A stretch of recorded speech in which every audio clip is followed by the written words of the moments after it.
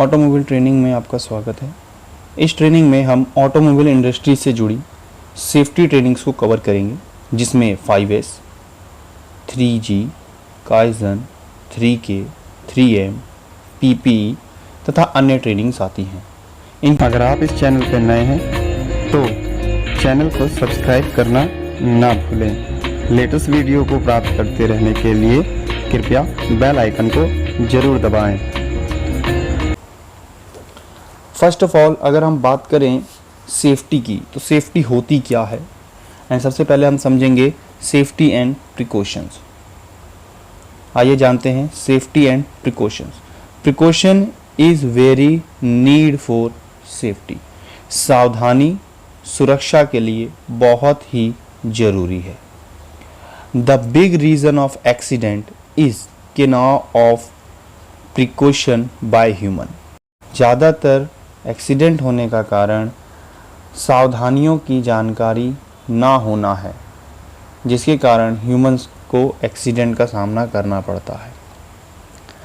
Accident happen with concern, यानी सावधानी हटी और दुर्घटना घटी। ये आपने कई बार सुना होगा। तो यानी अगर सावधानी हट जाएगी तो दुर्घटना घट जाएगी, यानी प्रिकॉशंस को बेसिकली हमें ध्यान में रखना होगा, तभी हम दुर्घटना से बच सकते हैं। तो आइए जानते हैं एक्सीडेंट होने के रीजंस क्या क्या हो सकते हैं। यदि कहीं पे कुछ इंसिडेंट घट रहा है तो उसके पीछे क्या रीज़न हो सकता है। Unknown of machine operation, machine को चलाने की प्रक्रिया का पता ना होना। अगर मान लीजिए कि मशीन चलाने के लिए किस तरीके से वो चलेगी उसकी जानकारी नहीं है और कोई उसको चला रहा है, तो इंसिडेंट होने का चांसेस ज़्यादा है। Uncomfortable zone at work place, light, air flow etcetera. अब यहाँ पर कहा जा रहा है कि जहाँ पर वो व्यक्ति कार्य कर रहा है, अगर वहाँ का जो जोन है, वर्किंग प्लेस जो है वो अनकंफर्टेबल है, तो भी इंसिडेंट होने के चांस हो सकते हैं। जैसे बहुत ज़्यादा यदि लाइटिंग का प्रॉब्लम हो, एयर फ्लो का प्रॉब्लम हो, तो ऐसा हो सकता है। Incapable work done by anyone, यानी कोई व्यक्ति उस काम को करने के लिए कैपेबल है ही नहीं, लेकिन हम उसको कंसीडर कर रहे हैं कि नहीं भाई तुम कर लो। यानी अनकैपेबल पर्सन से यदि हम कोई काम करवाते हैं तो वहाँ भी एक्सीडेंट होने का कारण हो सकता है। Not proper tool and machine availability, अगर हमारे पास प्रॉपर टूल और मशीन नहीं है और हम कार्य कर रहे हैं तो वहाँ भी एक्सीडेंट होने का चांस हो सकता है। नॉट इंटरेस्ट इन वर्क, अगर सभी चीज़ें उपलब्ध हैं और जो कार्य कर रहा है उसका रुचि नहीं है उस कार्य के अंदर, तो वो कार्य बिगड़ सकता है और वहाँ पर इंसिडेंट होने का चांस हो सकता है। अनडिसिप्लिन, अगर कोई कार्य करने वाला मनुष्य डिसिप्लिन में कार्य नहीं करेगा तो वहाँ पर दुर्घटना होने की संभावनाएं बढ़ जाती हैं। अब जैसा कि आप यहाँ तस्वीर में समझने की कोशिश कीजिए, यहाँ पर एक एग रखा हुआ है, एक बॉक्स है, उसके ऊपर एक एग रखा हुआ है। अगर आप देखिए तो ये गिर नहीं रहा है, ये गिर नहीं रहा है और ये इसी पर है, तो क्या ये सुरक्षित है? नहीं। तो कहीं ना कहीं ऐसी सिचुएशंस हमारे सामने आती हैं देखने के लिए, जिसके कारण एक्सीडेंट होते हैं। तो ये कुछ कारण थे जिनके कारण एक्सीडेंट होने के चांसेस बहुत ही ज़्यादा होते हैं। अब हम बात करेंगे the types of safety. Safety 3 प्रकार की होती है। ह्यूमन बॉडी, यानी इंसान से रिलेटेड सुरक्षा। वर्क और जॉब से रिलेटेड सुरक्षा। थर्ड, मशीन और टूल की सुरक्षा। यानी सबसे पहले जो हम प्रायोरिटी देते हैं वो देते हैं इंसान को। मनुष्य जीवित रहेगा तभी कार्य करेगा, तो सबसे पहले उसे अपनी सुरक्षा करनी चाहिए। उसके बाद जिस कार्य को वो कर रहा है उस कार्य की सुरक्षा करना चाहिए। लास्ट वन, मशीन की सुरक्षा करनी चाहिए। तो ये 3 क्राइटेरिया में बांटा गया है। आइए हम फर्स्ट ऑफ ऑल समझते हैं human body safety to machine. Machine द्वारा ह्यूमन बॉडी की सुरक्षा कैसे की जाए। Machine maintenance, lubricant and clean done at switch off the machine. Machine की अगर आप रख रखाव कर रहे हैं, उसमें लुब्रिकेशन कर रहे हैं या सफाई कर रहे हैं, तो इस चीज़ का ध्यान रखें कि मशीन बंद हो। मशीन के अंदर करंट ना जा रहा हो, वो बंद हो। ऐसा नहीं कि मशीन चल रहा है और आप उसको सफाई कर रहे हैं, लुब्रिकेंट कर रहे हैं, तो वहाँ पर जो है एक्सीडेंट होने का चांस बढ़ सकता है, इंजरीज होने का चांस बढ़ सकता है। आइए सेकंड पॉइंट पर बढ़ते हैं। Safety guard use in machine. अब सेफ्टी गार्ड मशीन्स पे होनी बहुत ज़रूरी है। जैसे कोई मशीन है जो बेल्ट के द्वारा चलाई जा रही है किसी मोटर के थ्रू, अब वो जो घूमती हुई बेल्ट है उसको गार्ड करके यानी सुरक्षित करके रखा जाना होना ज़रूरी है, यानी उसको कवर्ड करके रखना बेसिकली हमारे लिए ज़रूरी है। Like belt and motor cover. Human can also proper fitting dress. इंसान को फिटिंग वाले कपड़े पहनने चाहिए। ऐसा भी नहीं कि बहुत ज़्यादा टाइट कपड़े पहन लिए या बहुत ही ज़्यादा ढीले कपड़े पहन लिए। अगर ऐसा हुआ, बहुत ज़्यादा ढीले हुए, तो वो कपड़े मशीन में जा कर के फंस सकते हैं। अगर बहुत ज़्यादा टाइट हुए तो यदि किसी बटन को ऑन या ऑफ करने के लिए आप अपना हाथ आगे लेके जाएंगे तो आप टाइट ड्रेस की वजह से उस हाथ को पहुंचने में बहुत ज़्यादा समय लग जाएगा। ठीक है। Use PPE according to the machine.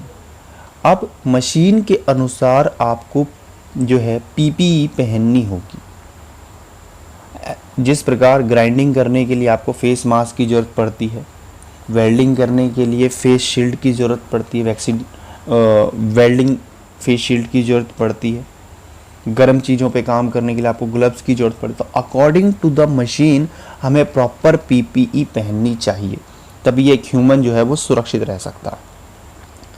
Near by the machine A well atmosphere. Machine के चारों तरफ अगर कोई आदमी है तो वहाँ उस मशीन के चारों तरफ का जो वातावरण है वो सही होना चाहिए। लाइक लाइटिंग यानी प्रकाश अच्छा होना चाहिए, हवा का बहाव होना चाहिए, यानी उसमें फ्रेश एयर आ रही हो, ऐसी व्यवस्था होनी चाहिए। जो मशीन मेंटेनेंस में चल रही है, do not use under maintaining machine, यानी जो मशीन अभी मेंटेनेंस में चल रही है वो अभी प्रॉपर तरीके से मेंटेन नहीं किया गया है, उसको ठीक नहीं किया गया है, तो हमें क्या करना है, उस मशीन का प्रयोग नहीं करना है।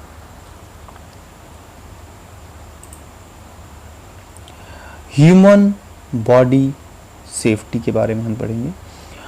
Object travel time. अब मान लीजिए कि किसी ऑब्जेक्ट को एक जगह से दूसरी जगह लेकर के जाना है, तो उस समय पर कौन कौन सी सुरक्षाएं इंसान को रखनी चाहिए, यानी ह्यूमन को रखना चाहिए। जैसे ट्रैवलिंग टाइम में आप किसी चीज़ को उठा रहे हैं, मूव कर रहे हैं, या फिर उसे एक जगह से दूसरी जगह लेकर के जा रहे हैं। Only capable weight can lift. जितनी वजन उठा पाने की आपकी क्षमता है उतने ही भारी ऑब्जेक्ट को आप उठाएं, उससे ज़्यादा भारी ऑब्जेक्ट नहीं उठाना है। Wrong direction don't pull the weight. गलत दिशा में जो भार है उसको ट्रैवल नहीं कराना है, नहीं तो वो जो कंपोनेंट है वो गिर जाएगा। जैसे हम कोई वज़न अगर उठा रहे हैं तो उसका प्रॉपर वज़न हम सही तरीके से उठाएं। ऐसा नहीं कि आधे से ज़्यादा वज़न एक साइड चला गया तो वो कंपोनेंट गिर जाएगा, तो इस चीज़ का हमें ध्यान रखना है। Fork lift and trolley use for heavy load. अगर आप अपेक्षा से यानी अपने कैपेबिलिटी से ज़्यादा वज़न ले करके जाना चाहते हैं एक जगह से दूसरी जगह, तो आपको फॉर्क लिफ्ट मशीन का इस्तेमाल करना चाहिए या फिर ट्रॉली का इस्तेमाल करना चाहिए। Proper PPE use for lifting. अब कोई कंपोनेंट अगर आपको उठाना है तो उसके लिए प्रॉपर पीपीई पहनना ज़रूरी है। हो सकता है वो कंपोनेंट बहुत ज़्यादा गर्म हो सकता है उस कंपोनेंट के अंदर से कोई केमिकल निकल रहा हो सकता है उसमें स्लिप होने के चांसेस हों उसके, तो उसे प्रॉपर तरीके से पीपीई का इस्तेमाल करके हमें उपयोग करना चाहिए जब हम लिफ्टिंग किसी चीज़ को उठा रहे हों। प्रॉपर पैकिंग ऑफ ऑब्जेक्ट और बॉक्स। अगर कोई कंपोनेंट आप उठा रहे हैं और वो किसी बॉक्स के अंदर पैक्ड है तो प्रॉपर तरीके से वो पैक्ड होना चाहिए। ऐसा नहीं कि किसी एक तरफ से थोड़ा सा खुला हुआ है, आपने उठाया और बाकी सारा सामान वहाँ से गिर गया, ऐसा बिल्कुल नहीं होना चाहिए। प्रॉपर पैकेजिंग होनी चाहिए। आइए अब आगे बढ़ते हैं। Safety to machine. अब मशीन से कैसे सुरक्षा प्राप्त करें। Unknown the operation of machine do not use. अगर आप मशीन के बारे में, उसके काम करने के तरीके बारे में आप नहीं जानते तो आप उसको यूज़ ना करें। Proper tool use for proper place. सही स्थान पर ही सही टूल का प्रयोग करें, ये बहुत ज़रूरी चीज़ है अगर आप मशीन पर कार्य कर रहे हैं। Machine moving parts need covered. अब मशीन से हमें सुरक्षा चाहिए तो जो पार्ट मूविंग हैं वो कवर्ड होने चाहिए, वरना देखिए जैसे तस्वीर में हो रहा है ना कि हाथ जो है उस मशीन के अंदर आ गया, तो ऐसा होने के चांसेस बहुत ज़्यादा होते हैं। बाई चांस ही ऐसा होता है, जैसे मान लीजिए कि हाथ में कोई कपड़ा लपेट रखा है या हाथ में कोई चीज़ आपने लपेट रखी है और वो किसी मशीन में फंस जाती है, जो मशीन उसको खींच रही है कपड़े को, तो उसके साथ साथ कपड़े के साथ साथ हाथ या बॉडी का कोई पार्ट भी जा सकता है। Take training of machine before using. अगर आप किसी भी मशीन का उपयोग करना चाहते हैं, चाहे ये फॉर्क मशीन है, चाहे ट्रॉली है, चाहे एक्सेट्रा कोई भी मशीन है, तो पहले उसकी ट्रेनिंग लें, उसके बाद ही उस मशीन को प्रयोग करें। Floor incharge to inform if any machine can create noise and vibration. अगर कोई मशीन अपेक्षा से अधिक आवाज़ पैदा कर रही है, अपेक्षा से अधिक वाइब्रेशन पैदा कर रही है, तो आपको तुरंत अपने फ्लोर इंचार्ज को इन्फॉर्मेशन देनी है। अब मान लीजिए कि ऐसा ना किया जाए तो क्या होगा।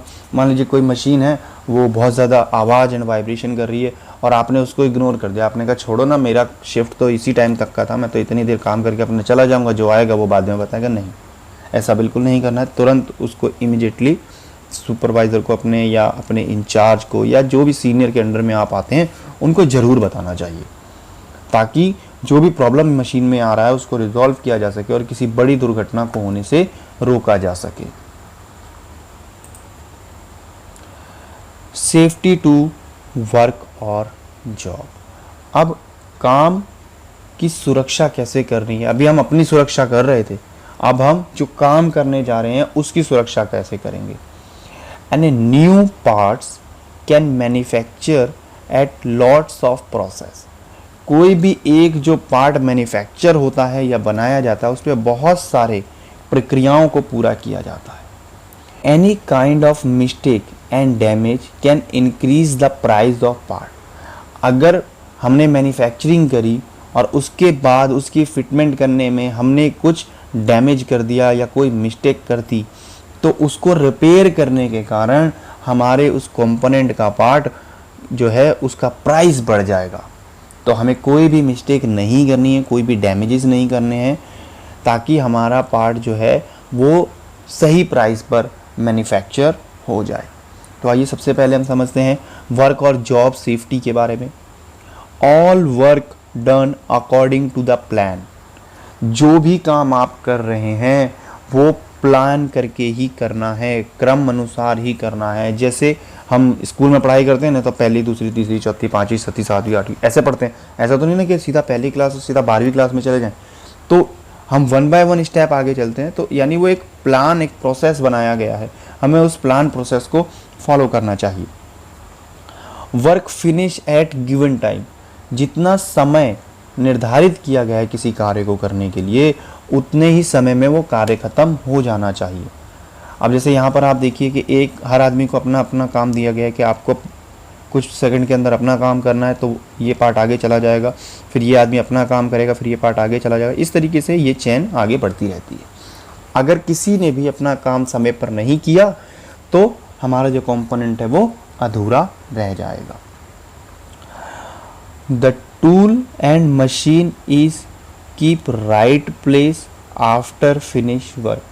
अपने काम को पूरा करने के बाद आपका जो कंपोनेंट है, आप जिस टूल से या जिस मशीनरी के साथ आप काम कर रहे थे, जो हैंड मशीनरीज होती हैं, उनको बिल्कुल सही प्लेस पर रखें। प्रॉपर टूल और मशीन यूज फॉर वर्क। किसी भी काम के लिए अगर आप टूल इस्तेमाल कर रहे हैं तो करेक्ट टूल का इस्तेमाल करें। जैसे कि आप यहाँ तस्वीर में अगर आप देखें तो देखिए, जिस चीज़ से हम नट बोल्ट को खोल सकते हैं उसे हम कील की जगह पे इस्तेमाल कर रहे हैं, और नट बोल्ट को जिस चीज़ से टाइट किया जा सकता है उसका इस्तेमाल हम कील पे कर रहे हैं, और कील वाला जो कंपोनेंट है जिस पे इस्तेमाल करना चाहिए हैमर, उसको हम बोल्ट पर इस्तेमाल कर। तो कहीं ना कहीं यहाँ पर गलत जगह पर गलत मशीन या टूल का इस्तेमाल किया जा रहा है, ऐसा नहीं होना चाहिए। हमें प्रॉपर जगह पे प्रॉपर टूल का ही प्रयोग करना है। तो इस प्रकार हम अपने जो काम है उसकी सेफ्टी रख पाएंगे, और अपने जो जॉब है, अपना जो वर्क है, हम उसे सही तरीके से कर सकते हैं। मशीन और टूल सेफ्टी। अब मशीन और टूल सेफ्टी के बारे में हम पढ़ेंगे। The parts is install and remove by proper tool use. अगर आप किसी कंपोनेंट को खोल रहे हैं तो उसके लिए प्रॉपर टूल का ही आपको प्रयोग करना है, तभी आपके टूल सुरक्षित रहेंगे। यहाँ पर अब हम बात कर रहे हैं, पहले हमने बात करी थी कि इंसान अपने आप को सुरक्षित कैसे रखेगा, फिर हमने बात करी कि अपने काम को किस तरीके से सुरक्षित रखेगा। अब हम बात कर रहे हैं कि अपने टूल और अपनी मशीनरी को कैसे सुरक्षित रखेगा। तो प्रॉपर इंस्टॉलेशन और रिमूवल के लिए आपको प्रॉपर टूल का ही प्रयोग करना है। द टूल और machine is maintenance time to time. अब आप जो मशीनरी इस्तेमाल कर रहे हैं उसका मेंटेनेंस टाइम टू टाइम होते रहना चाहिए। ऐसा नहीं कि मशीन में आवाज़ आ रही है या उसमें लुब्रिकेशन की कमी है और मेंटेनेंस नहीं हो रही। तो मेंटेनेंस का हमें बेसिकली ध्यान रखना है और टाइम टू टाइम मेंटेनेंस करनी है। Micro measurements is tool use after training. यानी अगर कोई मेजरमेंट आप ले रहे हैं जो बहुत ही माइक्रो में है तो आपको उन टूल्स की ट्रेनिंग पहले लेनी चाहिए। जैसे आप स्केल से नापते हैं तो आप इजीली आराम से नाप पाते हैं, लेकिन अगर आप बहुत ही बारीक या पतली चीज़ का नाप लेना चाहते हैं तो जो माइक्रो मेजरमेंट करने के लिए tool, vernier caliper, dial gauge etcetera और भी बहुत सारे टूल्स आते हैं, तो उनके लिए पहले आप प्रॉपर ट्रेनिंग लें, फिर उसके बाद उसका प्रयोग करें। अदरवाइज क्या होगा, गलत मेजरमेंट आगे चली जाएगी और हमारा कंपोनेंट में डिफेक्ट आ सकता है। Any abnormal noise by machine please inform your floor supervisor. अगर किसी प्रकार की अबनॉर्मल नॉइज़ आ रही है तो आप तुरंत अपने फ्लोर इंचार्ज, सुपरवाइज़र या अपने सीनियर को इन्फॉर्म करें। Before using machine keep clean and lubricant.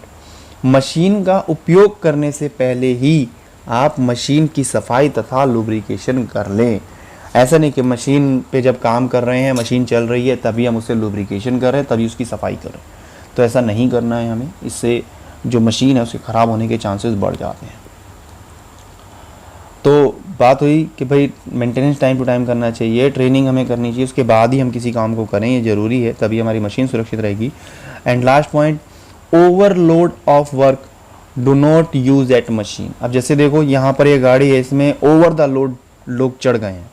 गाड़ी तो चल रही है ठीक है, लेकिन यहाँ पर गाड़ी के अंदर जो इंजन लगा होगा क्या वो उतना बेहतर तरीके से लॉन्ग टाइम तक चल पाएगा? शायद नहीं। तो इसीलिए कोई भी मशीनरी हो उस पर ओवरलोडेड वर्क नहीं करना चाहिए, इससे मशीन के डैमेज होने के चांसेस बढ़ जाते हैं। तो यहाँ पर हमने मशीन की सुरक्षा और टूल की सुरक्षा के बारे में हमने पढ़ा।